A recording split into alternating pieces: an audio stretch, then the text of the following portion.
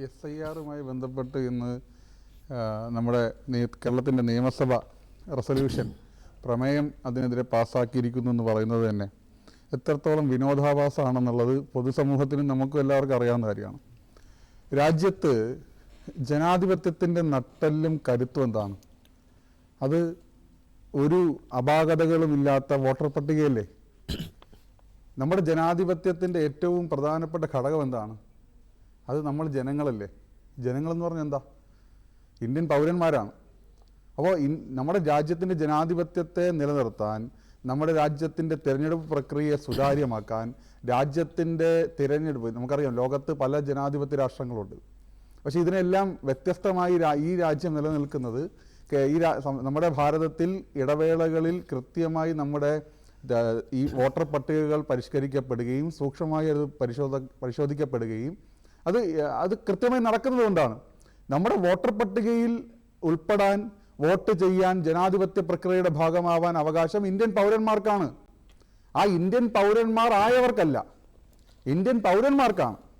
Indian പൗരന്മാരാവാൻ, citizen of India ആവാൻ എല്ലാ രീതിയിലും ഭരണഘടനാപരമായിട്ടുള്ള മാനദണ്ഡങ്ങൾ പാലിക്കുന്ന ആർക്കും ഇന്ത്യയുടെ പൗരന്മാരാകാനും ഇന്ത്യയുടെ ജനാധിപത്യ പ്രക്രിയയിലും തിരഞ്ഞെടുപ്പ് പ്രക്രിയയിലും അവരുടെ അവകാശം, അവരുടെ വോട്ടവകാശം രേഖപ്പെടുത്താനൊക്കെ ഉണ്ട്, അവകാശമുണ്ട്.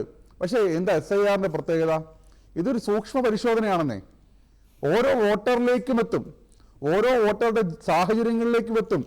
എങ്ങനെയാണ് ഒരു വോട്ടർ ഈ വോട്ടർ പട്ടികയുടെ ഭാഗമായത്, എങ്ങനെയാണ് പൗരത്വം ലഭിച്ചത് എന്നുൾപ്പെടെ ചിലപ്പോൾ പരിശോധിക്കപ്പെടുമെന്നേ. അതിനെന്തിനാണ് ആശങ്കപ്പെടുന്നത്? നമ്മൾ മനസ്സിലാക്കേണ്ടത് നമ്മുടെ വടക്ക് കിഴക്കൻ സംസ്ഥാനങ്ങളിൽ, പ്രത്യേകിച്ച് ആസാം അടക്കമുള്ള സംസ്ഥാനങ്ങൾക്കകത്ത് തദ്ദേശ സ്വയംഭരണ സ്ഥാപനങ്ങളിൽ തദ്ദേശ സ്വയംഭരണ സ്ഥാപനങ്ങളുടെ പ്രതിനിധികളായിട്ടുള്ള ആളുകളുടെ വോട്ട് ബാങ്ക് രാഷ്ട്രീയത്തിൻ്റെ ഭാഗമായിട്ടും അവിടുത്തെ ചില രാഷ്ട്രീയ പാർട്ടികളുടെയൊക്കെ വോട്ട് ബാങ്ക് രാഷ്ട്രീയത്തിൻ്റെ ഭാഗമായിട്ടുമൊക്കെ ഈ പറയുന്ന പലായനങ്ങളിലൂടെ കടന്നു വരുന്ന അഭയാർത്ഥികളെ ഇന്ത്യയുടെ പൗരന്മാരാക്കുന്ന ചരിത്രം നമ്മുടെ നാട്ടിൽ അതൊന്നും വിദൂരമായ ഭാവിയിലല്ലല്ലോ, അല്ലെങ്കിൽ കഴിഞ്ഞു പോയ ഒരുപാട് ദൂരം ഇല്ലല്ലോ നമുക്ക് അങ്ങനെ സാഹചര്യങ്ങളൊക്കെ ഉണ്ടായത്. കേരളത്തിൽ അതിനുള്ള സാഹചര്യം ഇല്ല എന്നാണ് മുഖ്യമന്ത്രി പറഞ്ഞത്.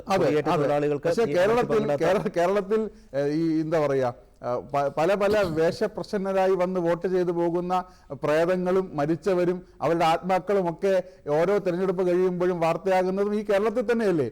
അപ്പോൾ ഇതൊരു പരിശോധനയാണ്. ഈ പരിശോധന എന്താണ്?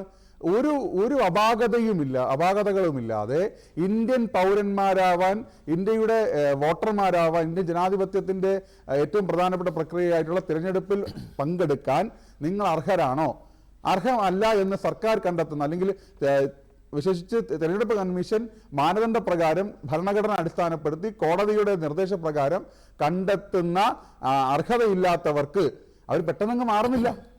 ഇന്ത്യൻ പൗരന്മാരല്ല എന്ന് അവർ പറയുമ്പോൾ, ആദ്യത്തെ ഘട്ടത്തിൽ പറയുമ്പോൾ അതിനെ റിഡ്രസൽ നടത്താൻ, അങ്ങനെ എന്തെങ്കിലും ഒരു തീരുമാനം വന്നാൽ, അല്ലെങ്കിൽ അങ്ങനെ ഒരു നിർദ്ദേശം വന്നാൽ, അങ്ങനെ ഒരു അഭിപ്രായം വന്നാൽ, അങ്ങനെ ഒരു കണ്ടെത്തൽ വന്നാൽ അതിനെ റിഡ്രസൽ പ്രക്രിയയിലൂടെ അതിൽ തിരിച്ചു വരാനുള്ള അവകാശം എല്ലാവർക്കും. അപ്പോൾ ഇത് ഏകപക്ഷീയമായി നടപ്പാക്കുന്നതല്ല, ഇത് സുതാര്യത ഉറപ്പാക്കാൻ വോട്ട് ബാങ്ക് രാഷ്ട്രീയത്തിന്റെ ഭാഗമായി മറ്റ് രാജ്യങ്ങളിലെ അഭയാർത്ഥികളെ ഈ രാജ്യത്തിന്, ഭാരതത്തിന്റെ പൗരന്മാരാക്കി മാറ്റിയ ഒരു കാലഘട്ടത്തിന്റെ പ്രക്രിയയെ അവസാനിപ്പിക്കാനും, ഇവിടെ മൻമോഹൻ സിംഗിന്റെ ഗവൺമെന്റ് ഈ രാജ്യത്ത് 65 കോടിയോളം ആധാർ കാർഡുകൾ വിതരണം ചെയ്തിട്ടുണ്ട്. 2016 CAG റിപ്പോർട്ട് പ്രകാരം 65 കോടി ആധാർ കാർഡുകൾ വിതരണം ചെയ്തിട്ടുണ്ട്. ഈ ആധാർ കാർഡുകൾ വിതരണം ചെയ്തത് സർക്കാർ സംവിധാനമാണോ? അല്ലല്ലോ. പ്രൈവറ്റ് കമ്പനികൾക്ക് കൊട്ടേഷൻ കൊടുത്ത് ആർക്കും ആധാർ എടുക്കാമെന്ന് പറയുന്ന രീതിയിലേക്ക് മാറിയില്ലേ? അപ്പൊ നമ്മൾ മനസ്സിലാക്കേണ്ടത്, ഈ രാജ്യത്ത് ഭാരതത്തിന്റെ, ഇന്ത്യയുടെ പൗരത്വം തെളിയിക്കേണ്ട പ്രധാനപ്പെട്ട 2 രേഖകൾ, ഒന്ന് നമ്മുടെ തിരഞ്ഞെടുപ്പ് കമ്മീഷന്റെ ഇലക്ഷൻ ഐഡന്റിറ്റി കാർഡും ഒന്ന് പാസ്പോർട്ടുമാണ്. ആധാർ എന്ന് പറയുന്നത് വെറും ഒരു ഐഡന്റിറ്റി കാർഡാണ്. അപ്പൊ ആധാർ ഉണ്ട്, അല്ലെങ്കിൽ വേറെ എന്തെങ്കിലും പാസ്ബുക്ക് ഉണ്ട് എന്നൊക്കെ പറഞ്ഞുകൊണ്ട് പൗരത്വം വേണം, അല്ലെങ്കിൽ വോട്ടർ ലിസ്റ്റിൽ തുടരണം എന്നൊന്നും പറഞ്ഞ് നടക്കില്ല. ഈ രാജ്യത്തിന്റെ നമ്മുടെ എന്താ പറയുക, നമ്മളെ പൗരത്വം നിലനിർത്താൻ, അല്ലെങ്കിൽ പൗരന്മാരാവാൻ ഈ രാജ്യത്തിന്റെ ഭരണഘടനയും ഈ രാജ്യത്തിന്റെ നിയമവ്യവസ്ഥയും അനുശാസിക്കുന്ന എല്ലാ ഗുണഗണങ്ങളുമുള്ള ആൾക്കാർക്ക് ഇന്ത്യയുടെ പൗരന്മാരായി തുടരാം. അതിൽ സങ്കുചിതമായ രാഷ്ട്രീയ താല്പര്യങ്ങൾ കലർത്തുന്നതും അതിനെ എന്തോ ജനങ്ങളെ പേടിപ്പിക്കാൻ, ഏതെങ്കിലും ഒരു വിഭാഗത്തെ ഭയപ്പെടുത്താനാണ്, ഏതെങ്കിലും ഒരു വിഭാഗത്തെ ഇല്ലാതാക്കാനാണ് എന്ന വ്യാജ പ്രചരണം, നുണപ്രചരണം നടത്തുന്നത് ഈ രാജ്യത്തെ ഇന്ത്യ സഖ്യവും കേരളത്തിൽ CPM-ഉം കോൺഗ്രസുമാണ്. അതവർ അവസാനിപ്പിക്കണം. ഇവിടെ നിങ്ങൾ ഒരു കാര്യം കൂടി പറയാം. കേരളത്തിൽ 5.5 ലക്ഷം വോട്ടുകൾ, ഇരട്ട വോട്ടുകൾ ഉണ്ടെന്ന് പറഞ്ഞ് ഇലക്ഷൻ കമ്മീഷന് കൃത്യമായി കണക്ക് കൊടുത്തത് കേരളത്തിലെ BJP ആണ്. അപ്പൊ ഈ കേരളത്തിൽ ഒന്നും പ്രശ്നമല്ല, അഭയാർത്ഥി പ്രവാഹം മാത്രമല്ല ഇതിൽ പ്രശ്നം വരുന്നത്. ഇരട്ട വോട്ടുകൾ ഉണ്ടാവുന്നു, മരിച്ചവരിൽ ഉൾപ്പെടുന്നു, ഇവിടെ ഇല്ലാത്ത വിദേശങ്ങളിൽ മറ്റ് രാജ്യങ്ങളിൽ പൗരത്വം എടുത്ത ആളുകൾ ഉൾപ്പെടെ നമ്മുടെ സംസ്ഥാനത്തെ വോട്ടർ പട്ടികയിൽ തദ്ദേശ സ്വയംഭരണ സ്ഥാപനത്തെ തിരഞ്ഞെടുപ്പിൽ ഉൾപ്പെടെ അതിന്റെ ഭാഗമാവുകയാണ്. അപ്പൊ ഇത്തരം കാര്യങ്ങൾ പരിശോധിക്കണം. ഇതിന് ചർച്ചയാവട്ടെ. ഇത് ചർച്ചയാവുകയും ഇതിൽ കൃത്യമായിട്ടുള്ള ഒരു പരിവർത്തനം സംഭവിക്കുകയും ചെയ്യട്ടെ. ശരി.